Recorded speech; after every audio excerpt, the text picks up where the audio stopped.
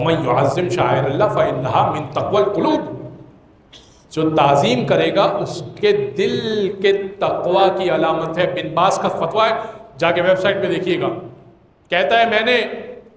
سلفی وہابی ہے، کہتا ہے کہ میں نے 20 سال مسجد نبوی میں نماز پڑھی، اور روضہ رسول سے جو مسجد نبوی میں گئے معلوم ہوگا کہ اس کا ایگزٹ جو ہے باب السلام سے ہے۔ روضہ رسول الٹے ہاتھ میں پڑتا ہے مردوں کے لیے، کہتا ہے الحمدللہ کے ساتھ لکھا ہے، الحمدللہ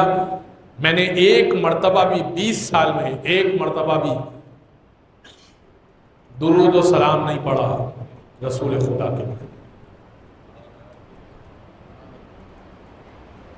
قرآن کہہ رہا ہے فَإِنَّهَا مِن تَقْوَى الْقُلُوبِ، جو تعظیم کرے گا وہ تقوی کی علامت ہے،